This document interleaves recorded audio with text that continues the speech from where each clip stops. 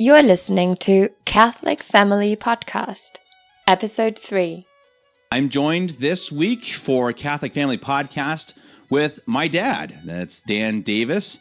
We're going to talk a little bit about the situation, especially in America right now, regarding politics, Donald Trump, the election, all the craziness happening in the world right now. And I think everyone would agree with me that there doesn't seem to be a whole lot of answers. It's a lot of questions. It's a lot of up in the air. No one really knows what's going on. And I think that that's why I wanted to have my dad on today, who seems to typically have an answer. And I think that we want some answers these days, and we want to at least have a little bit of hope in the situation.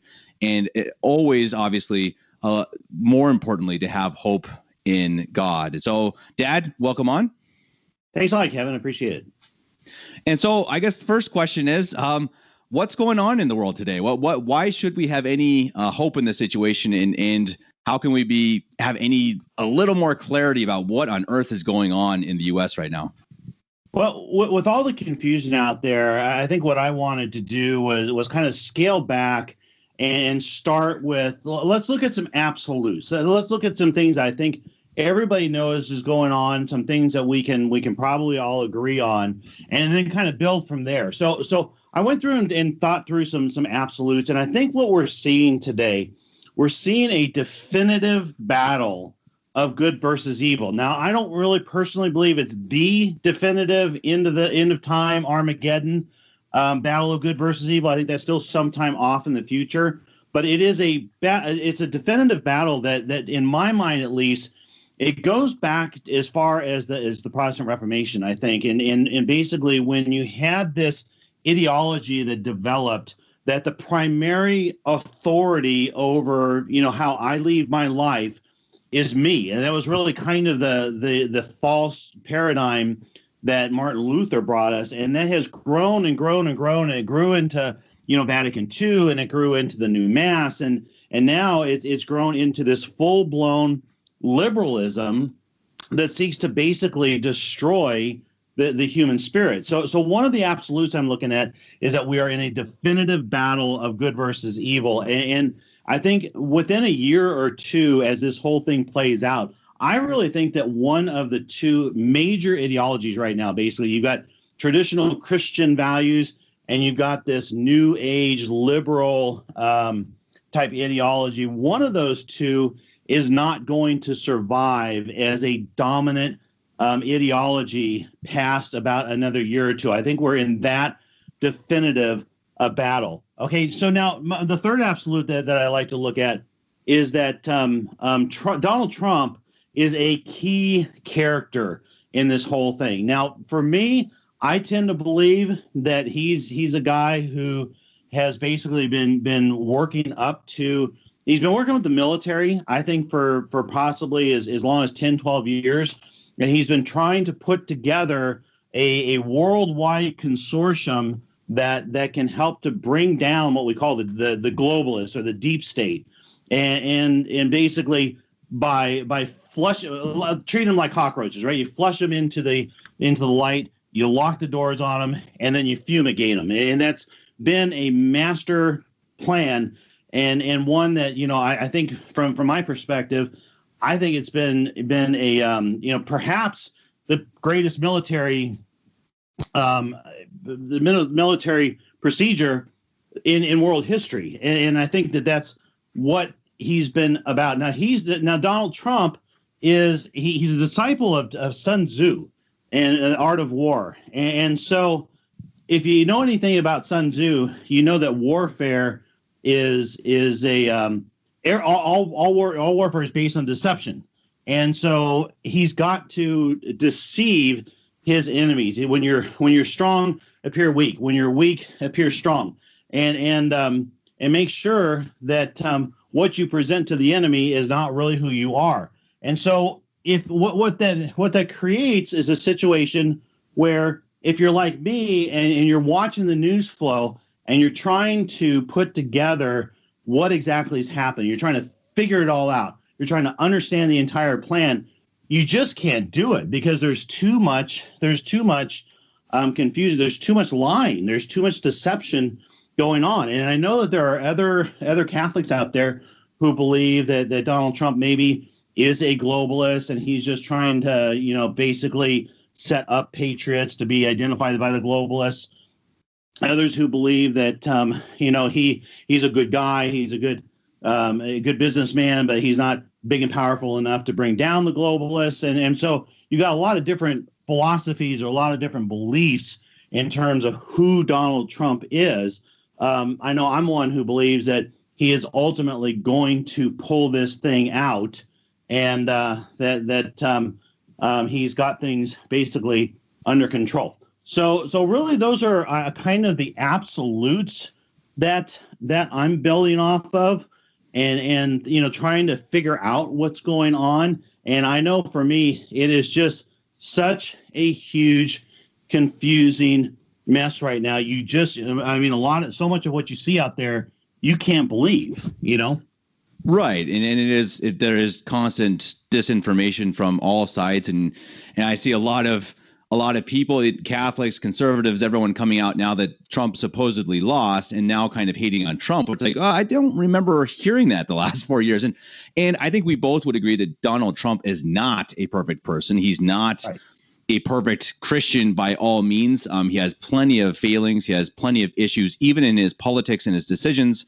But I think when you see what he is up against and what he defeated in Hillary Clinton, I think it's hard for anyone to argue that the Biden-Clinton regime is better in any way than Donald Trump. So even if you think Trump is not perfect, which we agree, I don't think you can argue that he is a worse problem than this establishment mafia, which already, Biden is coming out, supposedly having won, and some of the people he's putting in places of power and the things he is saying is so much more extreme than anything Donald Trump has ever done or ever said or ever pretended to think about. But he gets a pass, and that's obviously, as we know, it's primarily because the media is in the bag of the globalists. Right. And yeah, so where I think that this is all heading, for starters, I can say on Donald Trump that he is, he's been very openly, pro-homosexual, and that's something that as Catholics we just can't endorse. So it's not like what I like to say is that I'm not pitching Donald Trump as a saint. We're not issuing articles of canonization here, but more, is he a great leader who can expose this evil that's been out there for hundreds, possibly even thousands of years, kind of running our life through banking, through the media, through pretty much every substructure of our entire society. And so where I think this is headed right now, where our election is headed, is basically, and I'll give a quick overview for anybody who's not paying real close attention, because I think this is actually a great little constitutional lesson in terms of how our system works. You've got the official legal electors for the election voted according to how the supposed basically illegal vote came down. If anybody believes that Joe Biden actually got 81 million votes, God help him. But basically, those electors have all voted for Biden. They came from the secretaries of state. They came from the governors. They came from the states themselves. And then, in addition, in the 6 disputed states, so you got Wisconsin, Michigan, Pennsylvania, Georgia, Arizona, and I'm forgetting one. And then, in addition to that, New Mexico. Those 7 states sent their own Donald Trump electors to the Electoral College. So basically what they've got is a situation that's known as dueling electors. Now this actually, believe it or not, this it's built into the Constitution. It's acceptable, and it actually happened, I think, last in the 1870s or the 1890s. I forget which one. But it has actually happened before where you've had a disputed election. So now what happens is on January 6th, the Congress meets, and you'll have a joint session of Congress with both the Senate and the House together. and when they meet, you'll have the votes cast for Biden, and then the question will come up from, I believe it's from Mike Pence. He'll ask, does anybody dispute these numbers? And so if there is one senator and one representative who both dispute the results, and there should be that easily, it'd probably be more than that, then Congress splits into its two chambers, and they vote or they have a discussion for 2 hours and see if they can come to a resolution on it, which very probably they won't. And then once that's over, what happens is now you have an officially disputed election. The vote goes to Mike Pence, the president of the Senate, and he ends up deciding which slate of electors in each state to accept. In all likelihood, he'll probably accept neither one, is my guess, and then neither candidate's going to get his 270 electoral votes. After that, then, what's really interesting, as the Constitution calls for, is every state then has to vote, and they get one vote per state based on their state legislatures. And as it stands now, I think you've got 27 Republican state legislatures, 22 Democrat state legislatures, and one that's a tie. So under that process, Trump is likely to actually come away from that January 6th meeting having won. So now what's really kind of scary, though, I think, and the reality that's setting itself up is that vote on January 6th, I think, doesn't really matter that much, because the losing side is not going to accept the results. And that's where I think we're going to have civil war of some sort or another break out. Now, I think that if you're hoping to not have a massive civil war here in the United States, what I think you really want to kind of hope and pray for is that Donald Trump wins, because he's got the military behind him. So Donald Trump wins on January 6th, even though the whole situation around it is kind of strange.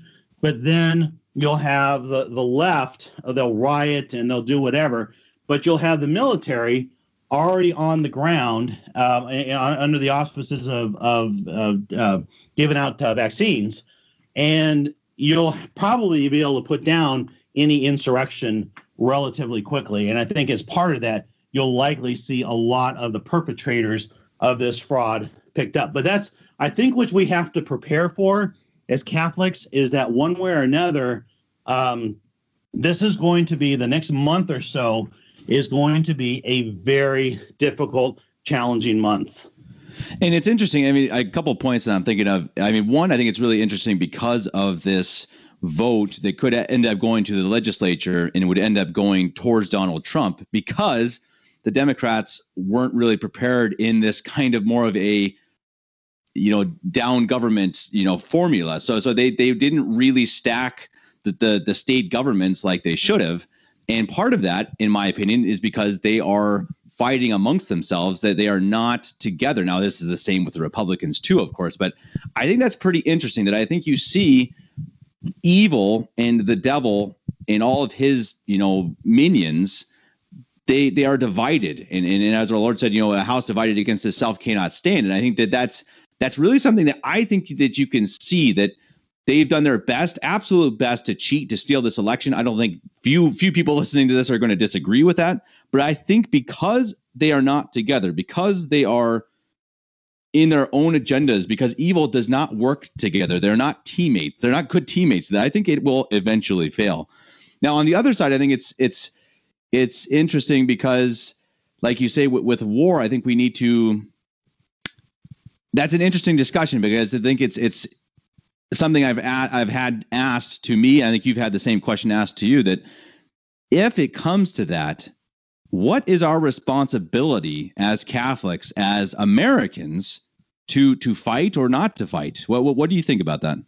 Yeah, no, that's a fantastic question. I mean, first of all, because I know the immediate answer that comes to mind, obviously, is that we are soldiers of Christ. We're here to fight.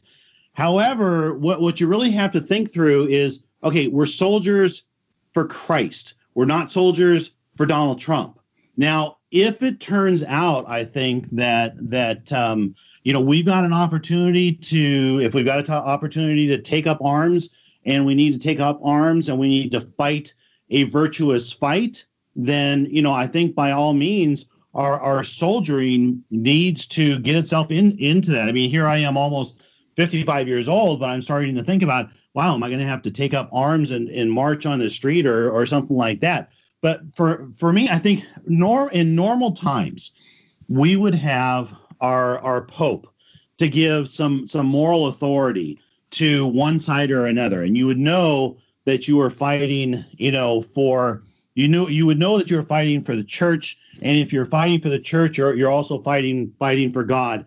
And even the case, sometimes the church didn't come through strongly, but like if you look at Mexico in the I think it was late 19th century, and the Cristeros, and they were up against the early 20th century, up against the Marxist government there. They didn't have strong support from the church, but you still knew that you were fighting for Christ, you're fighting for the church, and you went out and did it. And if you had to, you gave your life for it. And so we're in a kind of a strange situation here where it seems like, if we were out fighting for the side of good, fighting for the patriots, fighting for Donald Trump, that would be the good thing to do. But honestly, for me, I'm going to defer that probably to our clergy, to our priests, and to Bishop Hipperunas and the other bishops out there, most especially, to give us some guidance in terms of, we know as soldiers of Christ that our number one responsibility, the number one thing we can do here is to pray and to sacrifice and to give things up, and, give up that glass of wine at night and do that for the cause of good. And we're doing something good. But when it comes to actually physically fighting, I think it's something where our clergy, I feel like, is going to need to weigh in at some point and give us some guidance here. And I think that I actually have a pre-recorded podcast with a good friend of mine that we talk about this subject of being prepared in case of, the end of the world, in the case of war, but most importantly, being manly and being prepared to defend your family and defend those who you are responsible for. And I think that that's the most important point. That I think, as you say, if war comes, we will need some guidance and we'll need to know what we should do. But most importantly, I think we have to right now be able to defend those who are ours. And I think that that's something that anyone listening to this podcast, I think we both could not stress enough, that you need to have a mentality of, I may have to do whatever I have to do to protect my family and to protect my home. Now, of course, we're not saying go out and start shooting people from your front porch, of course, but I think you have to have a mentality that we may be in this for better or worse. I mean, it really could get very, very bad, and we need to be prepared for that. It'd be better to be prepared than to have it happen than just be caught on our heels and to kneel to the whim of anarchists. Right. And perhaps the best thing you can do on a very practical note is depending on where you live. I mean, how well do you know your neighbors? Have you gotten out there and gotten a feeling? You don't necessarily even have to ask them the direct question, but especially if they're Trump voters. I mean, can you just get to know them, get to know who they are? What's your strategy? I mean, for us, we live kind of out in the country, away from the city a little ways, and I know that on a lot of Saturdays, our little valley here feels like a war zone because people are out just doing target practice.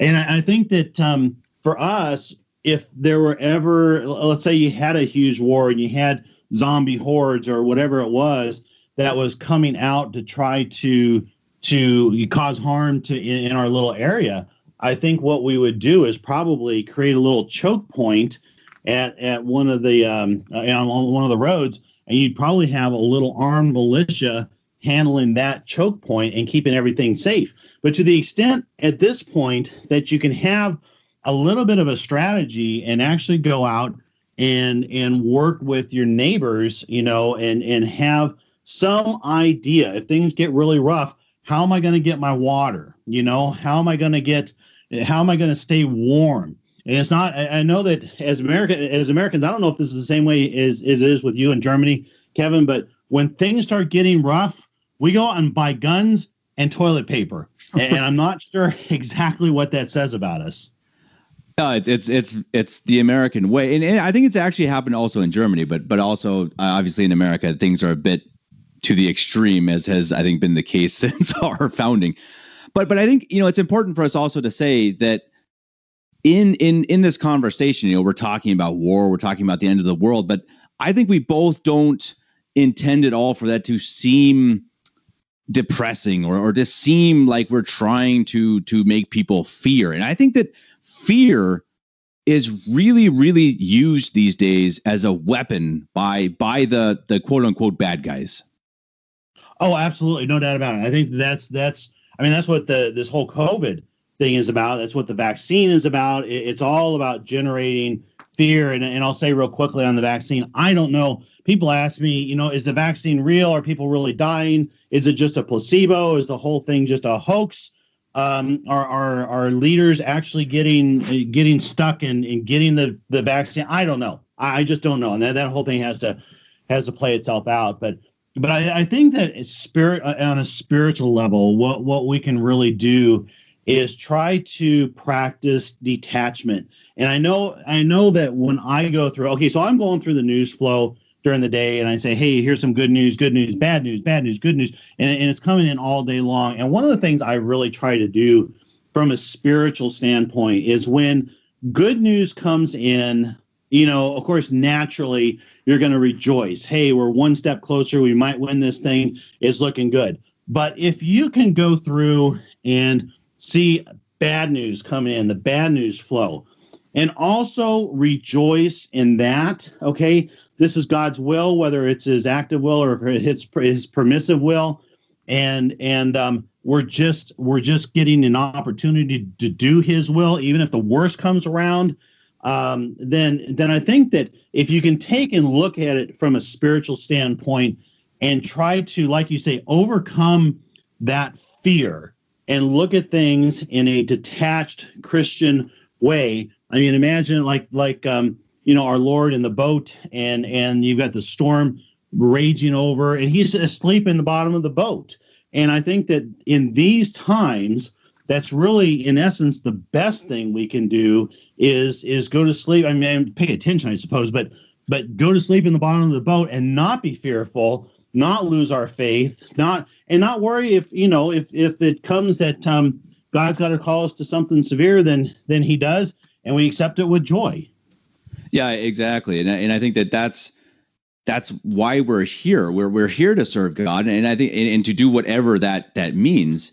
And I think that when you look at the saints, when you look at the greatest saints in the history of the Catholic Church, almost always they arose in the worst times of the world. I mean, they were put to death by the Romans. They were put to persecution all over the world in all the centuries, and oftentimes the worst parts of Catholic history and the fewest times where we had the fewest saints was when it was times of luxury, when the religious got comfortable and they got money and they got rich and it was overflowing in this worldly way. And I think that we have gotten to that point where we are all comfortable. We have comfortable homes and comfortable lives and good jobs, and that's not bad. Of course, that's not bad. It's a good thing.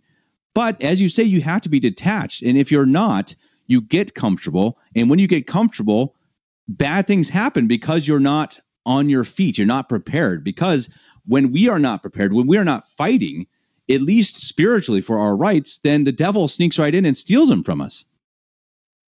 Right. Absolutely. And I know that in today's world, one of the greatest tricks that the devil plays, I think, is to give us an inordinate fear of death. And guys, realize death is going to come to all of us at some point. I try to think sometimes, I put myself into position. Okay, I'm in 1863, and it's the Civil War.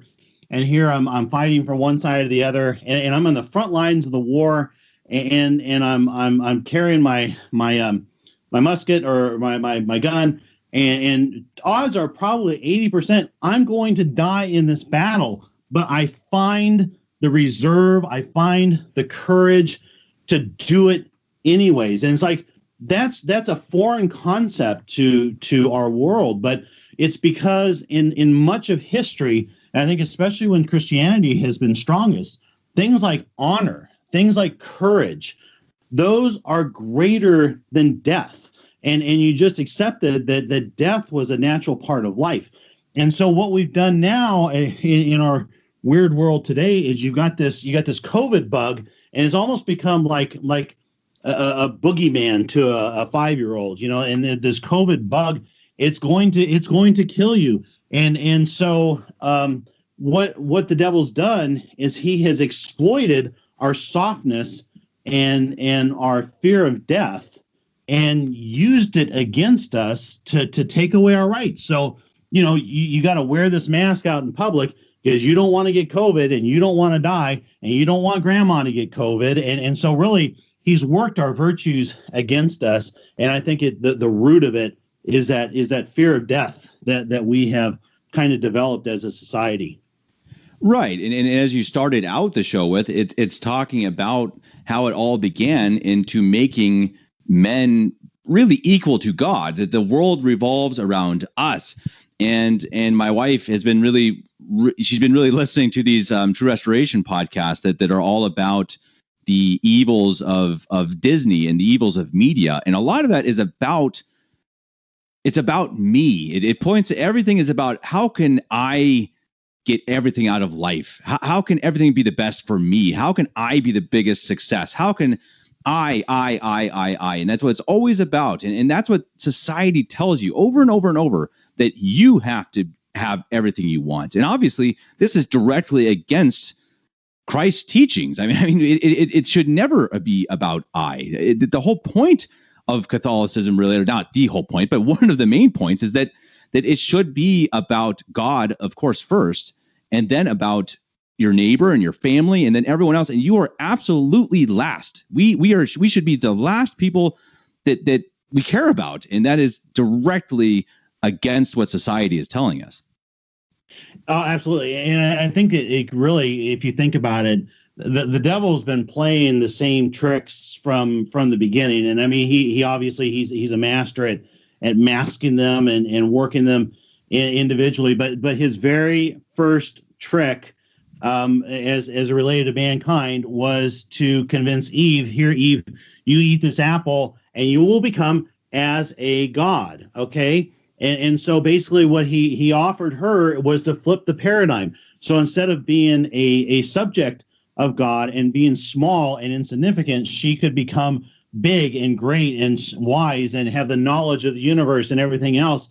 And so obviously she did it in Adam, but that trick has been played out over and over and over again. And here God has given us this church where authority flows from from God himself to the Pope, the bishops, to the priest, down to the laity. And basically our role should be to just be, a little worker ants, spiritually speaking. But I think one of the big things that's extremely hampered us is that we've got a church structure, we've got a church infrastructure now that is kind of basically missing in action and not able to give us that authority. So what do? We as laymen start to assume the authority ourselves. And I think that, unfortunately, it's like all we can do, because we don't have a visible church authority right now to help to guide us, at least from Rome, from the papal standpoint. We do from local bishops. But that, I think, has really helped to set the seeds of our destruction.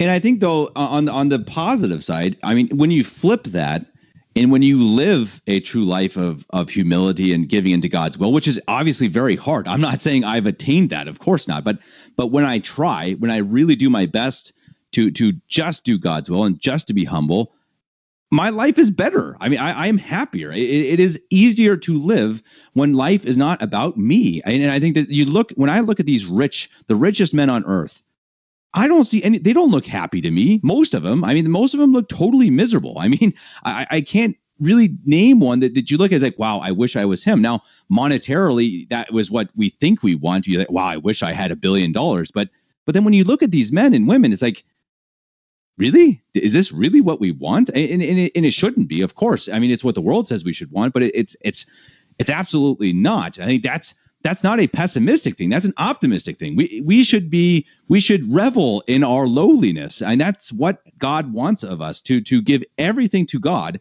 And if the world is falling apart around us, that not to take joy in it, but to take joy in the fact that, like you said, it's God's will, and that we are prepared for whatever we have to do in His will.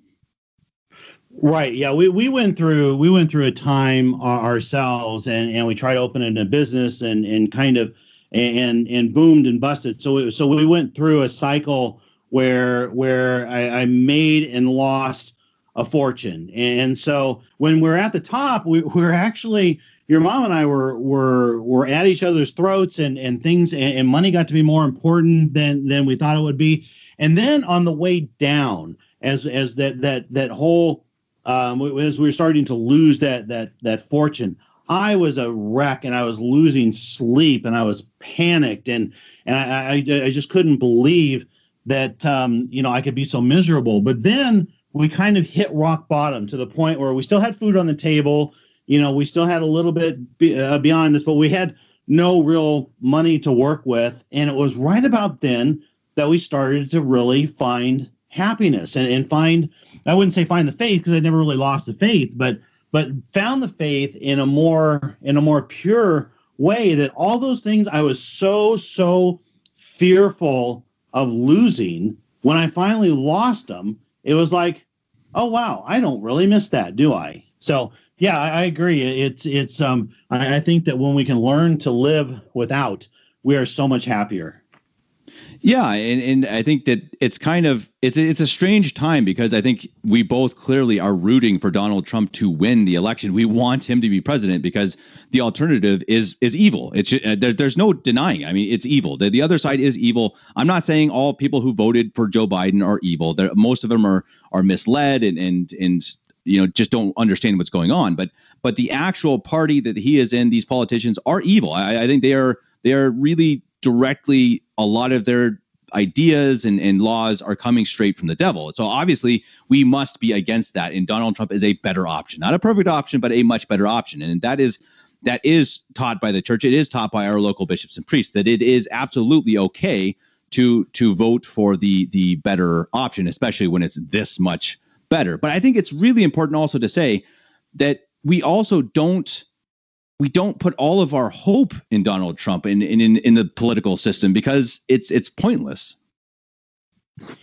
Absolutely. And that's one thing I have to stress. I do most of my work, to the extent that I'm out there preaching, the politics or preaching religion or whatever, it's out on Twitter. And given the confined format, it's a little bit hard to make this case. But, I'll go out, and sometimes I'm cheerleading for Donald Trump, and I'm watching the news flow, and I'm excited and all that. But you're right. You have to couch all of this as, with caveats, with asterisks. It says that, yeah, this is not 100% be all end all of existence. And no, I'm not going to despair if we lose, and somehow or another, we know that regardless of what happens, regardless of who wins, we're going to get through this, and it could be, like you said, it could be like the experience we had before, that if we feel like we've kind of lost our church, we've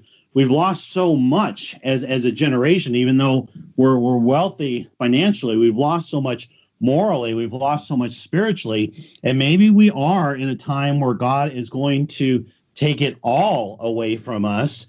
But if he does, I mean, you put yourself in the position of the earliest Catholics, the Christians who were fed to the lions and otherwise, murdered by by the Romans, and you hear the stories of them, and of course, they're going to be fearful. They had to be fearful that they were going to die, but at the same time, they were joyous. Because they had given up. They had done what our Lord asked us to do, and they had given up everything in a worldly sense in order to follow Him.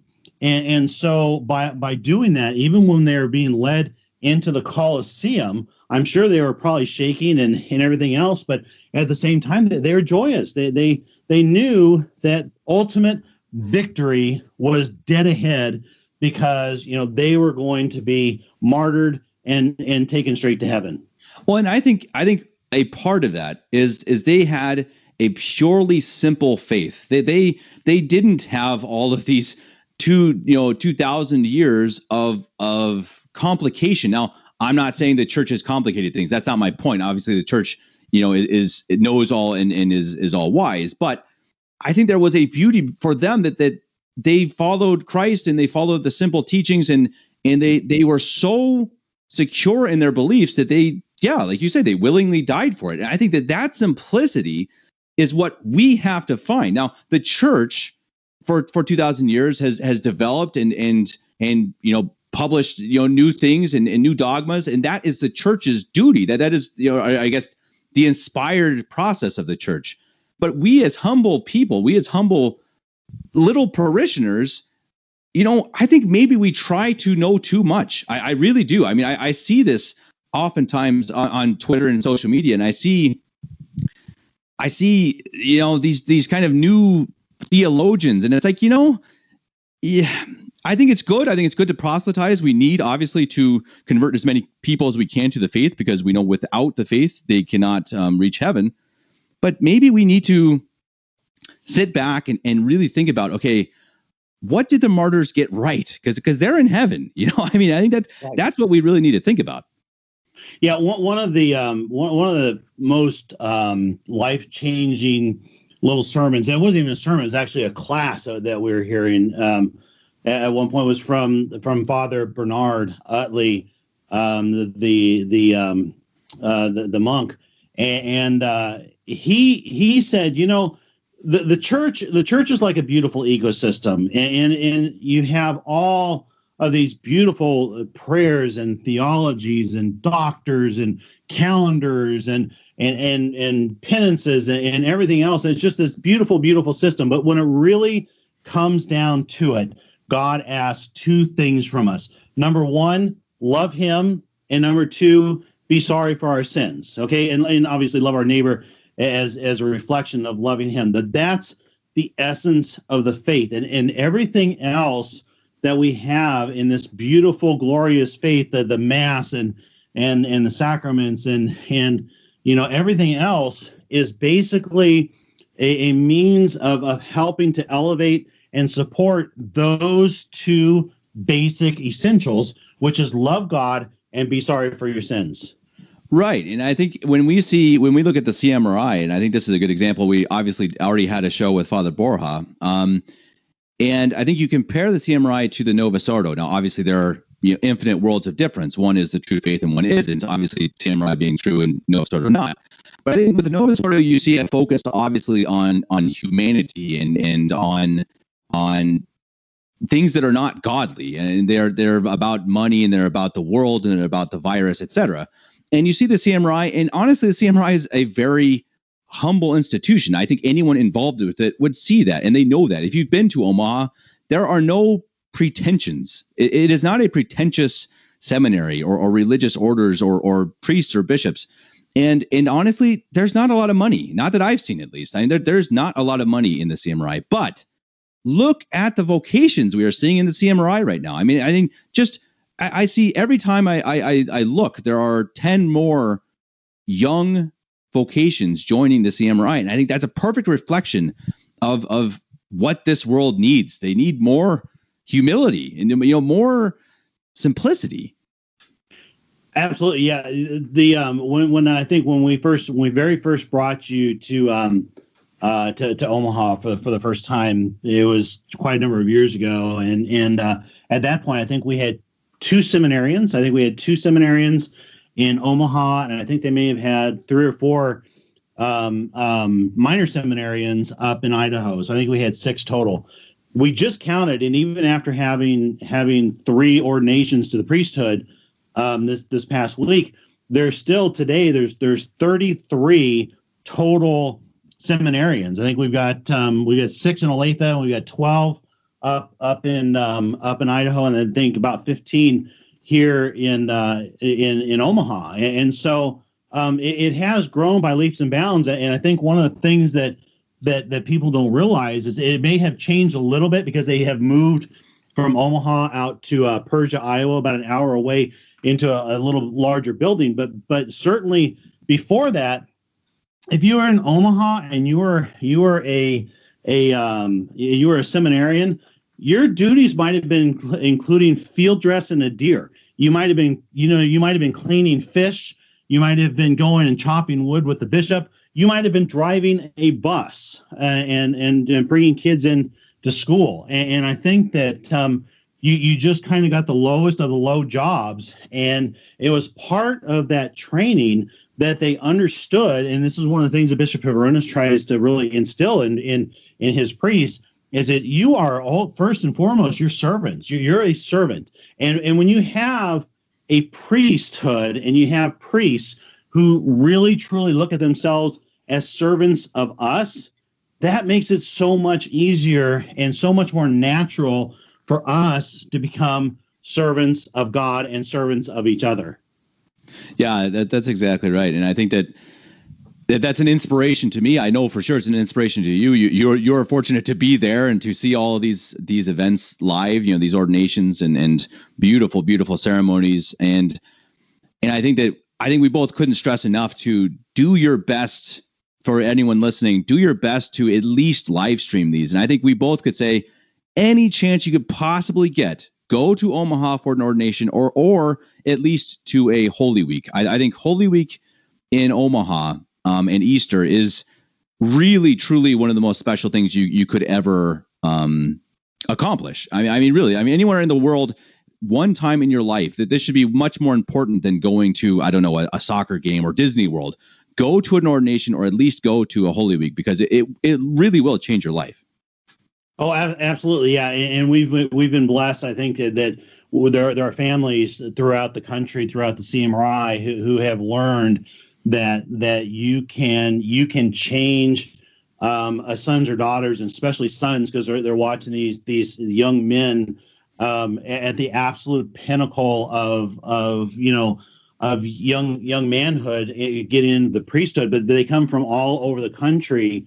And as they see these events, it really is, it's life changing for them. And it's like, I can't really describe enough how there's something about the beauty of an ordination, the beauty of the first mass, usually the choirs are just amazing. And like you say, also Holy Week, that is just it's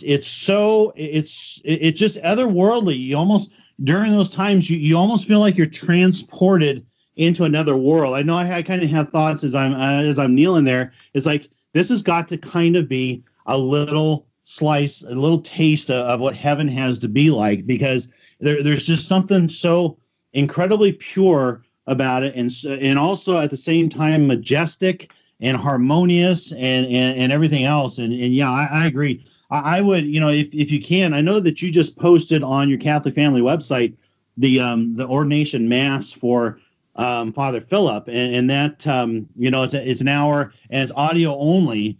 But I mean, if you're at work, if you're somebody who works at home, even, and you can just put your headphones on and just listen to that for an hour, I guarantee you will be so uplifted and inspired by it that it's something that you go through that and you finish it with a bounce in your step, because it's so joyful.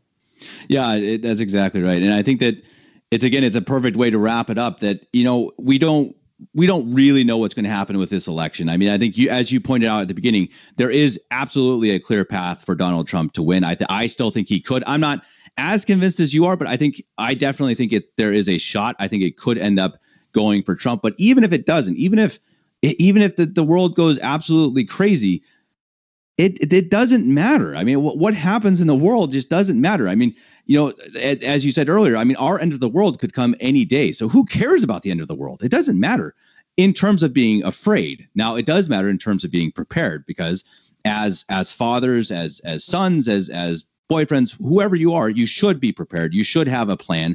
And again, we will have a podcast about that, which literally gives you actual ways to be prepared. And I think that's extremely important. But also, again, the importance of our happiness must come from God, and our hope must come from God, and that we can't place it in the world.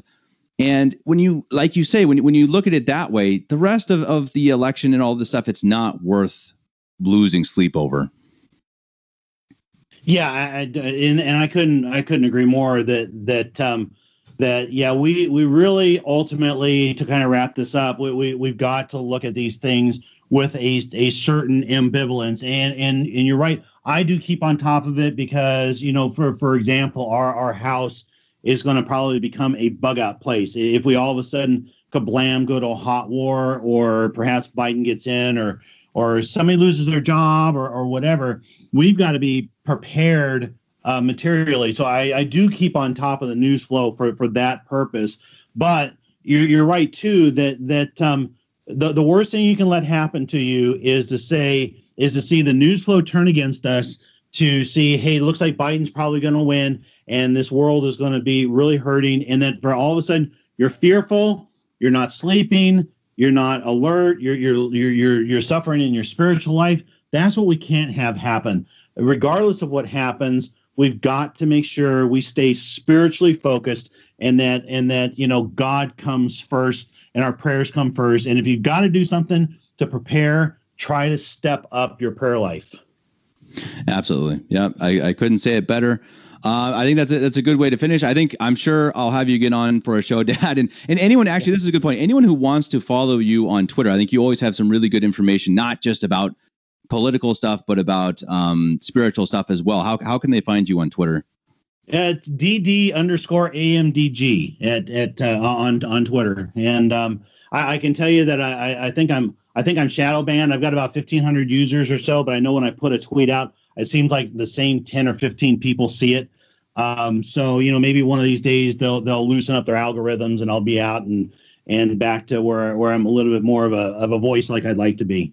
And it's a good point. And I think that we should also, here's another, plan for preparation, that we really should be ready for YouTube, Google, Facebook, Twitter, all of these to ban any actual good information and anything that has any sort of morality in it, because you can tell that's the way they're going. Now, if they do, I think that everyone should have, some sort of plan that, we have people's addresses, for goodness sake. We can still write snail mail. We can still have people's phone numbers. So have a network. That's, again, we're going to talk about that with Rafi in another episode. They have a network, have people that you can trust, and know that, hey, okay, if Twitter goes down, if I can no longer follow Dan Davis on Twitter and I can't find his answers, that I at least, either can contact him or can find someone that you can get answers from, because we cannot always rely on the internet, as you know better than anybody. Like you say, shadow banning, I mean, this stuff really does happen. They really do just, quietly not let things be seen because they don't want the truth out. And that's just simply how it is. Yep, exactly. All right, then we'll wrap it up. Thank you very much for coming on, Dad. We'll talk to you again, and God bless. Okay, God bless. Thanks, Kevin. This is a great show.